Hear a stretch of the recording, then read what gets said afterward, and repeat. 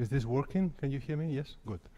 Okay, I want to thank the organizer for the invitation to come to this workshop, and I want to apologize also for not being here the previous days. I just couldn't leave Santiago on time, so my only possibility was to come here at least 2 days.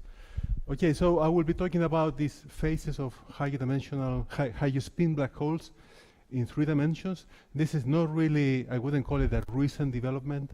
In 2 senses. First, this paper has, well, maybe 6 months already, but also the subject is quite old. This is not something which just came out, but this is an old problem of analyzing the given a set of fixed chemical potentials.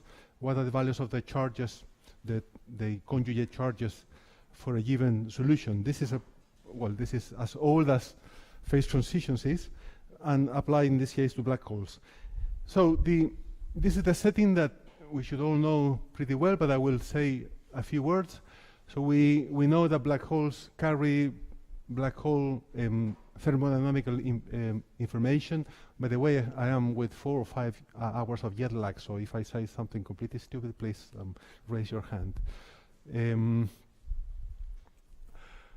We have the typical situation is that you consider some gravitational action. I will be considering a very particular one in a few slides, but this is the most standard case, where you start with the Einstein-Hilbert action. Then you have to go through this long process of regularization, because of course there's an infinite volume, and then you cannot simply plug a solution and compute this object.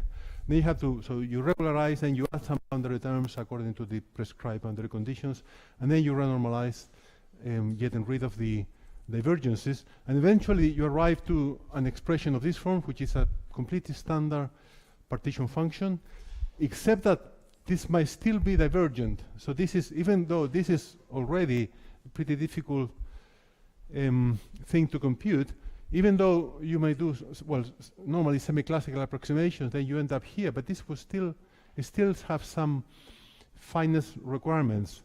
The first one is that the entropy must be crescent and convex, so it must be of this form, so to speak, with n less than 1. And second, m must be bounded from below. So the first application of these 2 black holes gave a really bad result. It was when Hawking did the calculation for the Schwarzschild black hole, the mass is bounded from below, which is good, but the entropy grows like m squared. So that partition function diverges and is not well defined. Well, Hawking himself realized this immediately, so this is, of course, not new.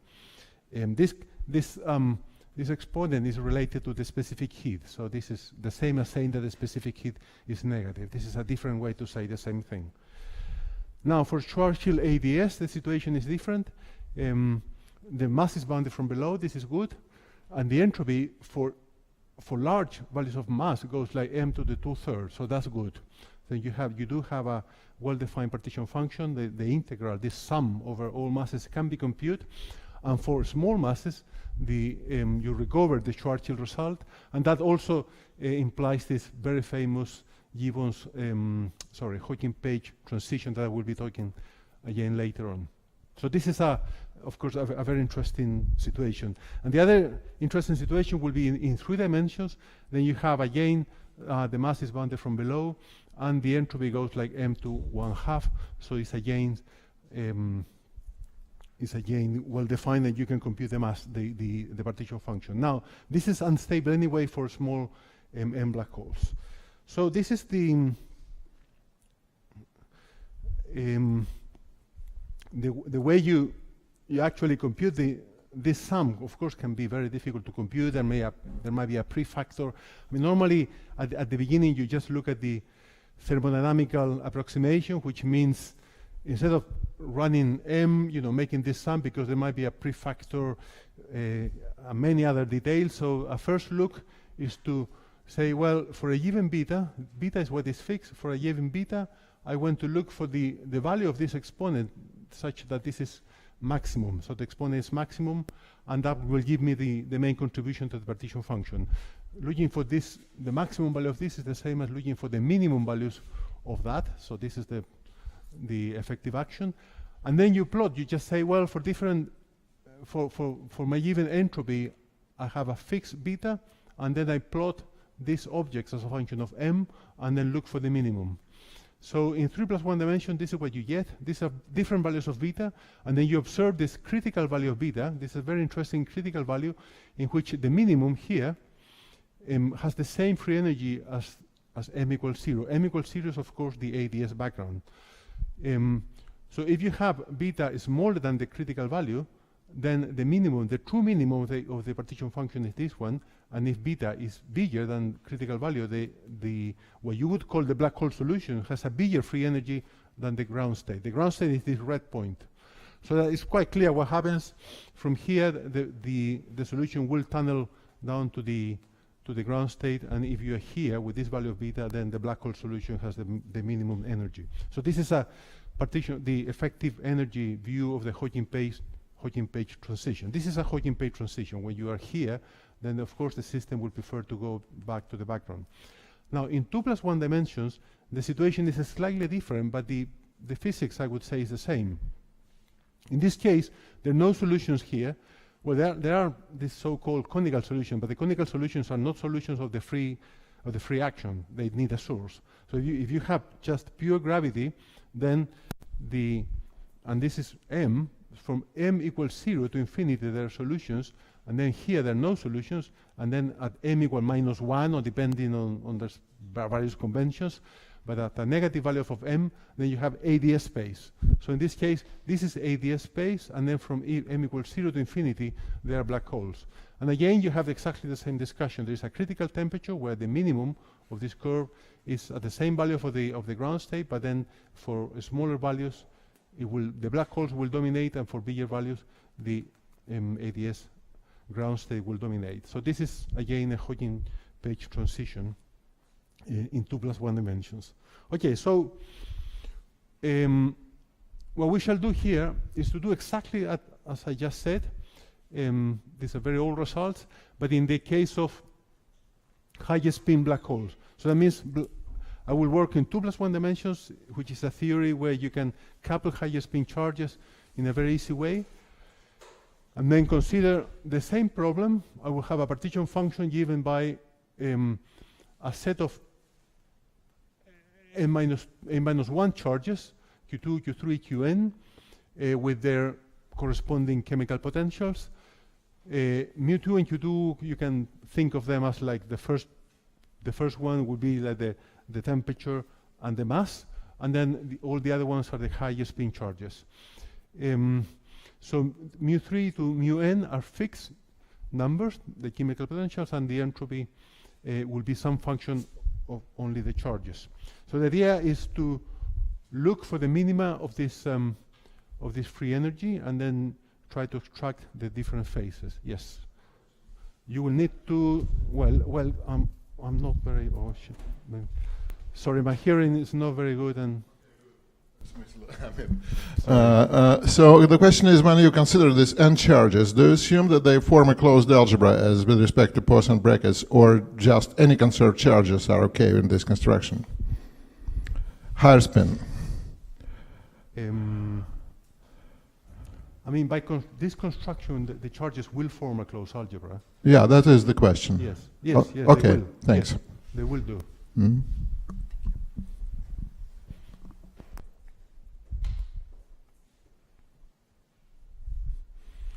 Okay, so my table of contents will be a quick look at the SL and R Chern-Simons theory and how these extra charges arise. Then looking at some comments about the spectrum of solutions for these theories, and then looking at the phases, and then what we'll see is that, so first we'll have to find the solutions, as an interesting set of solutions. Then we will look at the partition function for this problem, and then look at the different phases for given values of the chemical potentials. And then we will see first that there are Hodgkin-Page transitions, so there are values of the chemical potentials while the solution or the system will prefer to be on the ground state and not on the black hole solutions. So that will be a situation where the Hodgkin-Page will act with the Hodgkin-Page transitions, but also it's a rich set of transitions because there could be transition between black holes. So that means that I have some given values of the chemical potentials, and then I have a black hole, and I move these chemical potentials smoothly, very slowly, and if I cross a given boundary, I cross it, then this black hole will go into another black hole with completely different properties. So that we will call a transition between black holes. This is something you don't see in Churchill ADS, for example. So this is very similar. I mean, the mathematics is exactly the same as the van der Waals-like fluid. Of course, the formulas are very different, but the pictures at the end are exactly the same. So it's like going from the gas phase into a liquid phase. It's a very similar situation. And also, there's a second-order transition where you have this. You will see this critical line connecting different black holes, and then you move in the other direction, and eventually this critical line disappears, and this is a critical point. So this is basically what I will be talking about. As you see, this is very old stuff in a way. This conference is recent developments in ADS3 CFT2, but this is actually a very old application of statistical mechanics. So this is my only slide on Chern-Simons, SLN Chern-Simons, and the gravitational interpretation. So the idea is that you start with two SL and R Chern-Simons fields. You need two of them. I will call them A and B. In the literature, you will see that one is called A and the other one is A bar. And then when you have complex field, there's a bar and a bar, and then it becomes very complicated in notation. So I prefer A and B. It's a bit simpler. So I have two Chern-Simons fields, A and B. They live on the SLN R algebra. And the equation of motion for both of them are the same, just the Chern-Simons equation.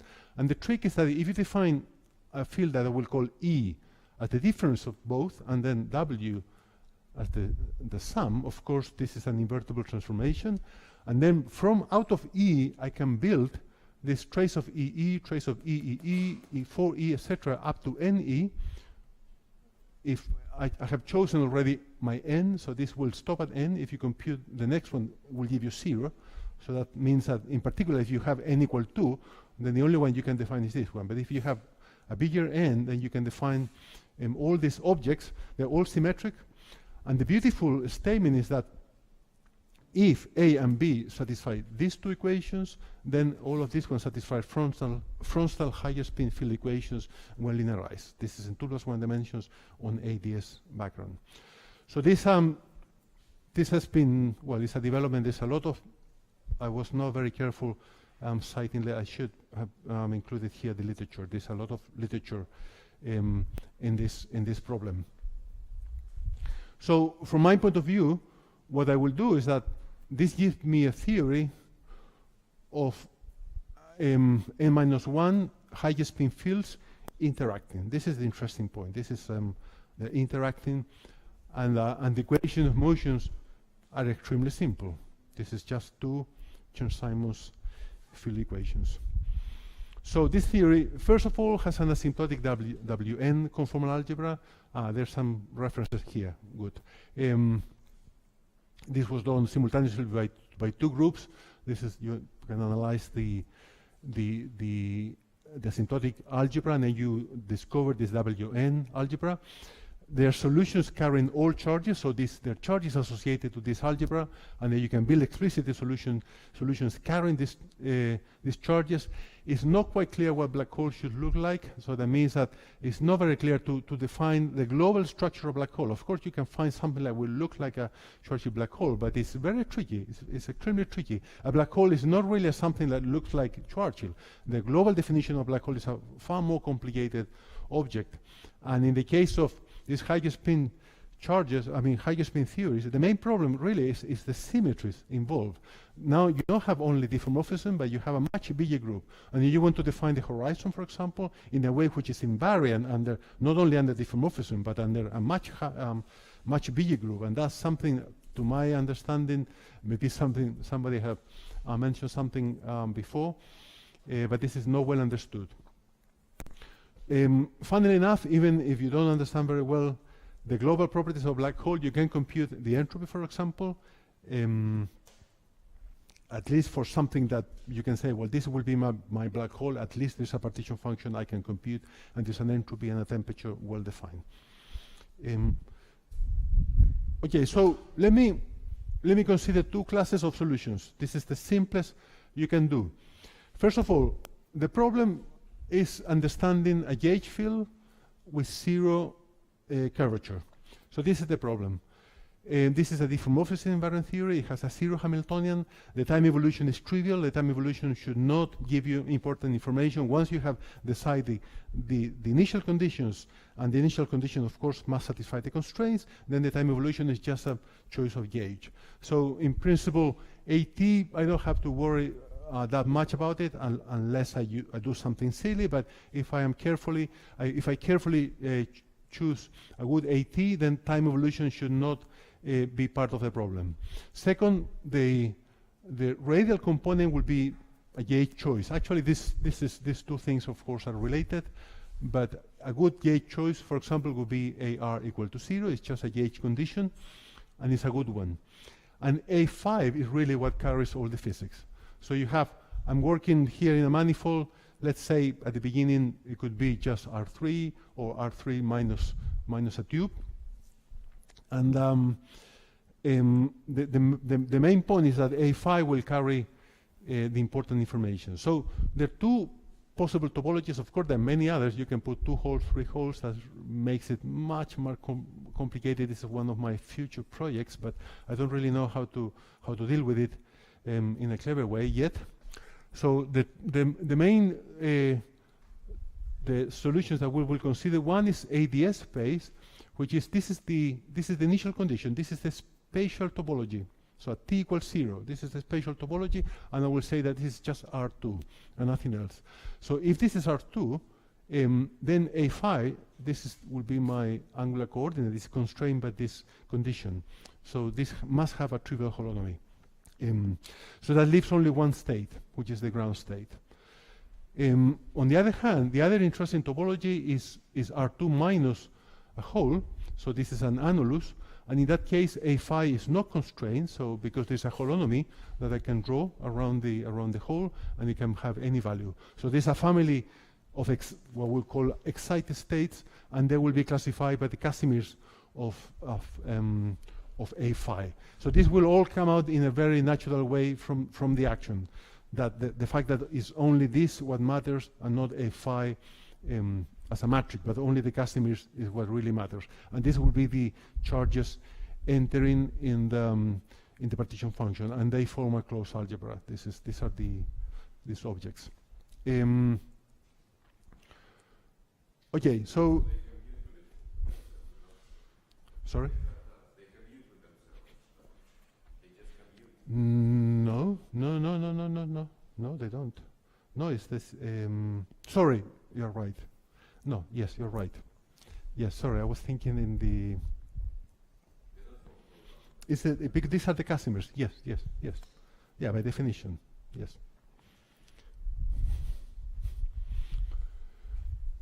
Yeah, for 1 second I was thinking the WN charges, which of course they don't. Okay, so the problem we have is this is the partition function. So we have the Chern-Simons action. Again, we have to go through regularization, boundary terms, and renormalization. It's a long story. This is it took a while really to understand in the SLN case. It was a bit more subtle than the SL2 case. I mean, at the end of the day, it can be done in the same way. Once it's a sort of calculation that when you understand it, then it becomes easy. But before you understand them, it was very complicated. But then you can prove. I will not do it. If somebody's interested, we can discuss the details. But this is, you start from this partition function, then you go through this typical holographic renormalization, if you want to call it, procedure, and then you end up with this partition function. We have this structure. So here I will have n-1 chemical potential, which are fixed, and then they are multiplied by the charges. The charges are these Casimir functions, and the entropy, this is it comes out of the calculation. So this is, as I said, this is not something I just write. I mean, it comes from here. It's a derivation, and the entropy is So if you remember, there were two matrices, the A phi and AT. So A phi is, the charges are defined only by A phi, and the entropy is the trace of AT times A phi. Now, something which is interesting is that this partition function is really independent of the Chern-Simons detail, and it's something that you can build just from a purely mathematical point of view. It might be an interesting object to compute, and in fact, is very similar. A very similar object appears in liquid crystals calculations. We found it just by coincidence that is exactly this object is computed in this liquid crystal system. So you say, let's forget about everything I have said before. I say, well, let's A phi and AT to commuting SLNR matrices. Let AT be fully constrained by this condition. And then this is just a well-posed problem where where the charges and the entropy are given by this formula. This is a purely mathematical problem that anyone can understand. Let's compute this object. Of course, the interpretation of black holes is interesting, and in particular, with respect to the spectra, because for this object to be finite, I will need again some ranges for these charges. If the charges cover all values, if they're not bounded from below, we should say, this object will not be well defined. And this is. So A phi is a given matrix, or A phi runs over some set of matrices? No, you will integrate. So you don't integrate over the matrices, but you only integrate over the Casimirs. So A phi. So A phi is, in principle, you're assuming over all A phi, but what matters for the partition function is only the Casimirs. So you can do unitary transformations there, or similarity transformations, and they will not change the value of the partition function. So the Casimirs run over what set of values? Oh yeah, that's what I'm going to talk about now. Sorry, but why is SLNR instead of SLNC? Or do I include it? Okay, so actually, I will mention this in the next slide. If you can ask the question again in a few moments. So this is the question again: stability and finiteness, whether this partition function will be finite or not.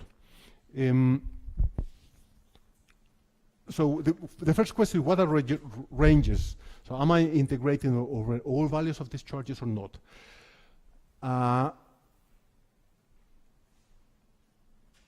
Okay, so what I will, sorry, let me, okay, good. The black hole interpretation allows me to put constraints on the values of these Qs, and they're very nice constraints and make this finite. So let me explain in this way. First of all, these two matrices, they must commute. This comes from the Chern-Simons equation. It's not a condition that I'm imposing on top of anything. This is AT of phi equals 0. It's just if I look for static spherically symmetric solutions, then the equation of motion, the Chern-Simons equation, tell me that this has to be equal to 0. So that means I can diagonalize these two fields simultaneously. In the next slide, I will mention what happens if the matrices cannot be diagonalized, but don't think about that for 1 second. Let's suppose that I can diagonalize them. So that means that the A phi will be given by this expression, and the A and AT will be given by that. Of course, the trace is equal to 0, so the last one will be related to all the previous ones. Now, the questions, should lambda be real, complex, imaginary? So, and what will be the ranges? I have put an I here because if you remember, it's a condition that comes from the black hole topology that AT, the holonomy of AT has to be trivial, so it has to be of the form I times an integer. That's a condition come from the topology of the ground state. Now, A phi. So there are three situations really. One possibility is that lambda i's are purely imaginary, and in that case, what you will find is that those solutions are really, strictly speaking, they're not solutions of the vacuum equations, but they're solutions, they're what you would call the conical solutions. This is the same as the n equal 2 case. There will be a holonomy, a non-trivial holonomy along the file loop. So that means that there must be a source in the center. If there's a source, then this is not a solution of the vacuum equations. I'm interested in the vacuum equation. Of course, you can add a source and then include more complicated solutions. That's something that can be done, but I will not be considering it here. So I'm looking at the vacuum equations, and from the vacuum equations, if the lambdas are purely imaginary, then those are not solutions, except for one case when they're purely imaginary, but all proportional to the same integer, basically, with the trace equals 0, of course. And in that case, this is the ABS state. So there's one solution with lambda imaginary. So this was analyzed in great detail in that reference. You can go there for more information. The second situation is when lambdas are purely real. That's the case where A phi is not constrained, and is what I will call the black holes. Basically, because if the lambdas are real, then you must have a hole in the topology, because otherwise the system will not be regular. The solution will not be regular. And of course, there are all the combinations in between. Lambda can be complex, for example. I mean, lambda can be, the eigenvalues can be complex even if you're playing with SL and R matrices. I mean, as SL and R matrix, of course, can have imaginary eigenvalues. So there are many combinations, or I can have some real, some complex. I mean, there's a lot of possibilities. I will not consider these intermediate possibilities. I will either say, well, all the lambdas are real, or which is, in that case, I will say it's a black hole, or all the other ones, all the lambdas are imaginary, and in that case, I'm talking about conical singularities.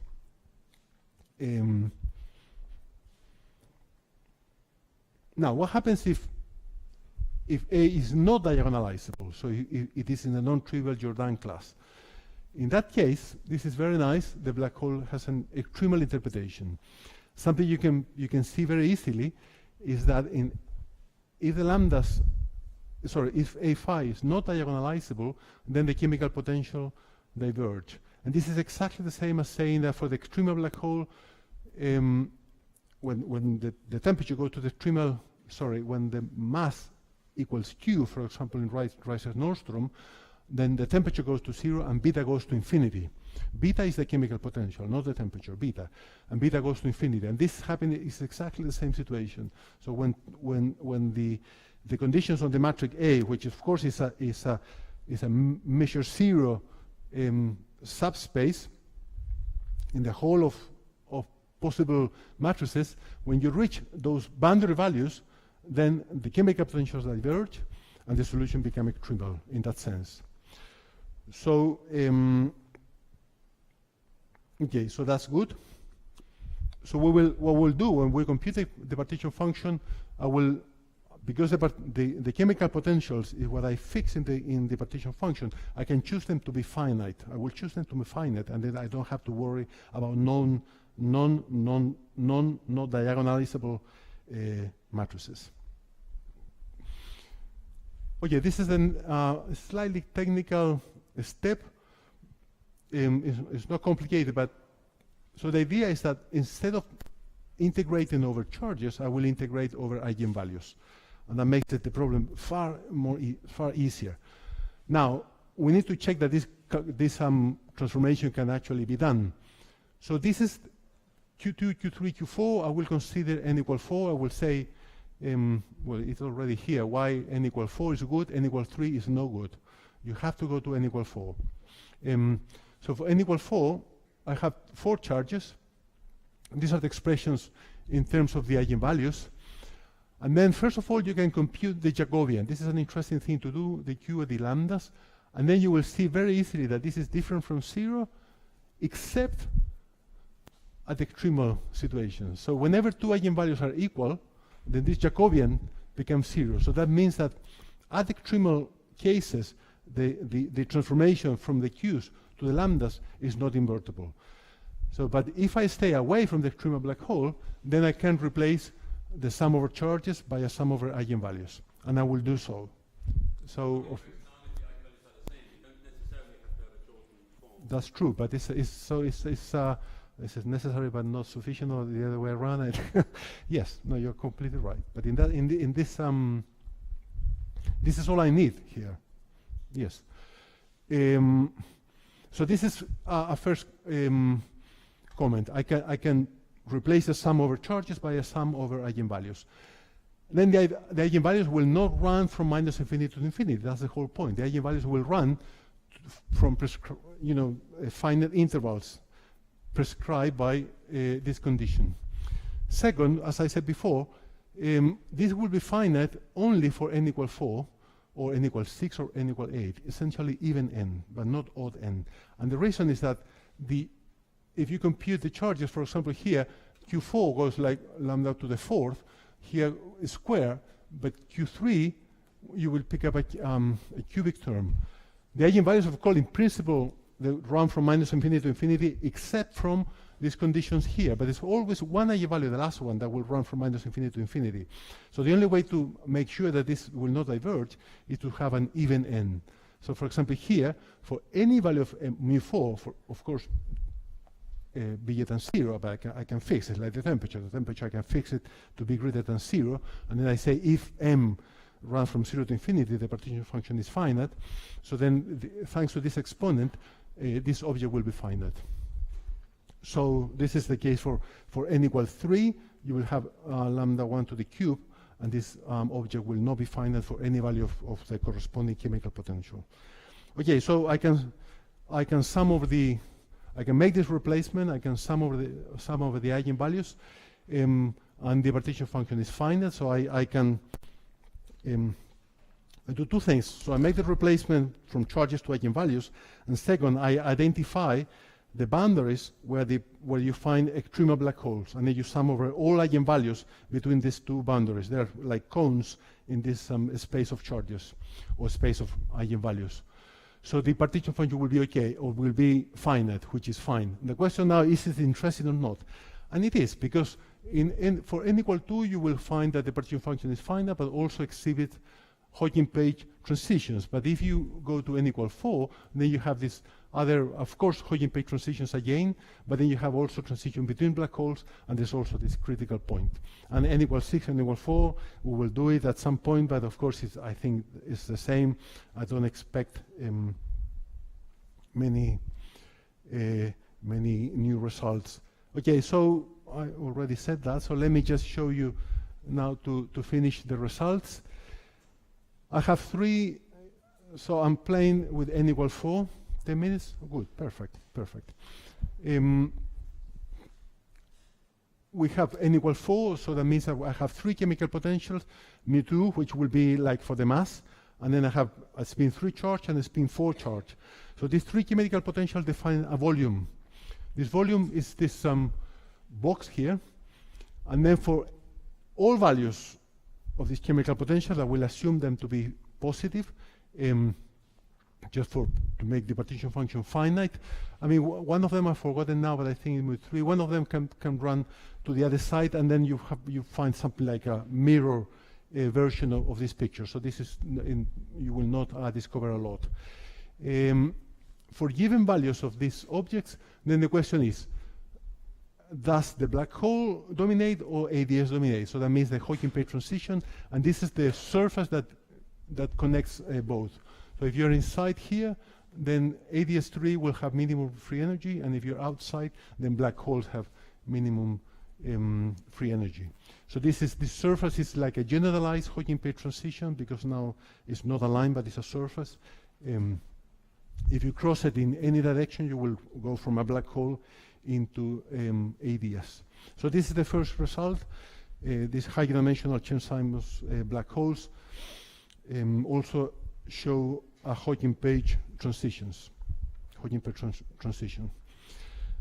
Then you have this other situation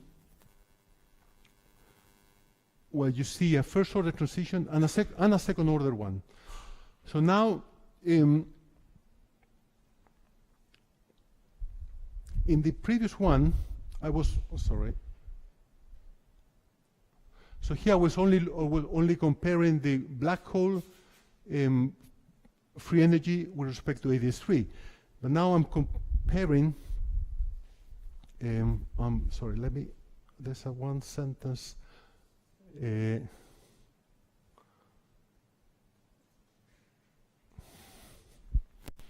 Okay, so this picture is always.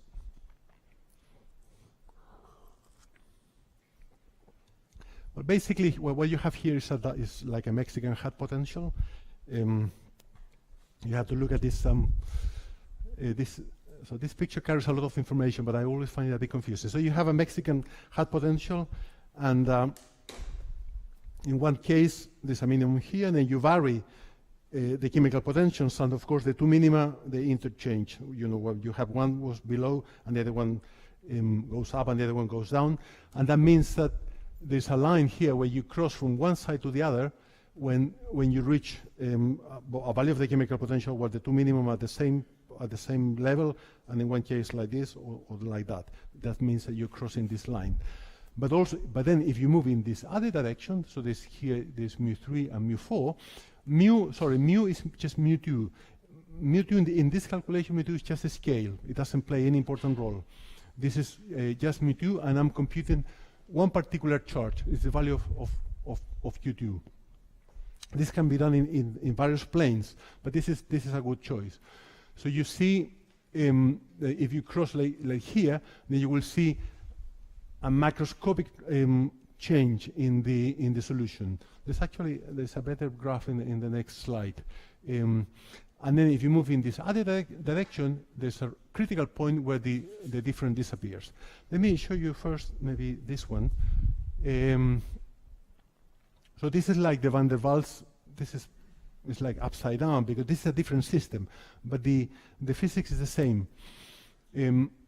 Here is the charge Q3 against its chemical potential. Mu is mu2, and we use it here to scale. This has conformal dimension 3, this one has conformal dimension -2, so this is convenient combinations which make this dimensionless. So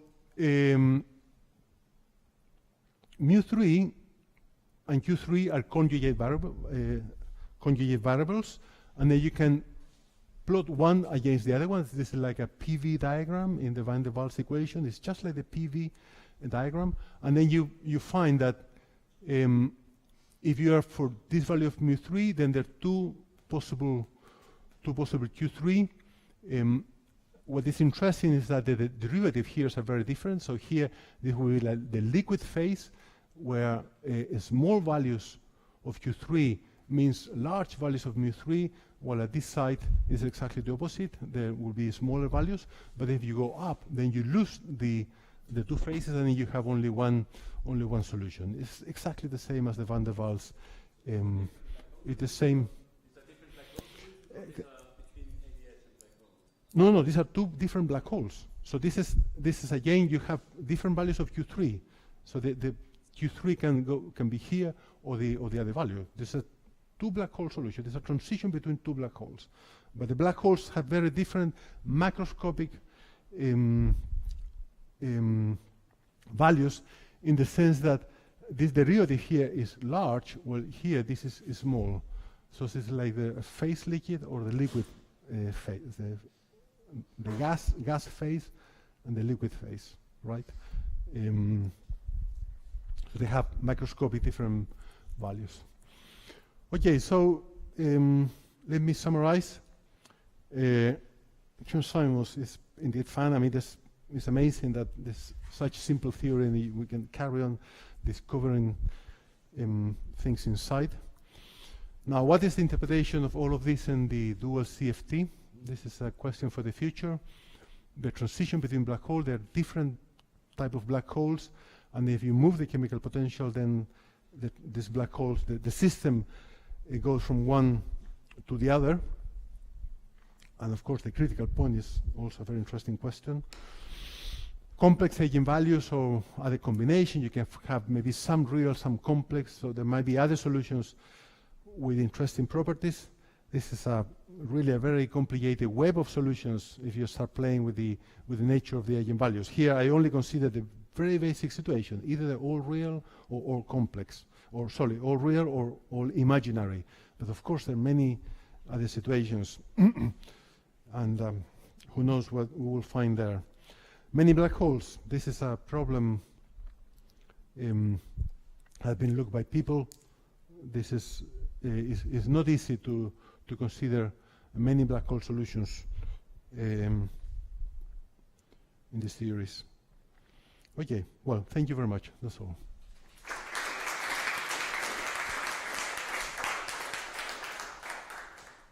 Thank you very much. Questions?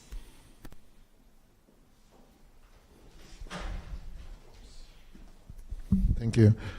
Let me just come back to my question again. I mean, I'm not sure I phrased it properly. Well, the issue is that in higher spin gauge theories, one can consider in the generic case is when these higher spin algebras are infinite dimensional. So this is HS lambda for arbitrary lambda, what is called, and the finite dimensional case corresponds to some specific values of that lambda. So the question is whether it is possible to discuss black holes in the generic situation with arbitrary lambda, which means that there will be infinite number of Casimir. Formally, one can write roughly the same expressions like traces of higher products of operators, because trace is well defined in that case. One can define it. The difficulty is that you will have infinitely many chemical potentials. You will have infinitely Of course, I many. mean, if we did that, then it would be closer to the real case. It would be very interesting. I haven't studied that. The point is that in higher dimensions, this is the only option. There are Exactly. yeah. That's what I mean. That if we could do it in 2+1, Yeah. in the general case, then we'll be getting closer to the real. Absolutely, problem that is before the there origin of my question. Yeah, no, it's a very good question. I haven't done it. I really cannot comment on that. Okay, thank you. More questions? There was another. No. Okay, if no more questions, let's thank the speaker again. Thank you. Thank you.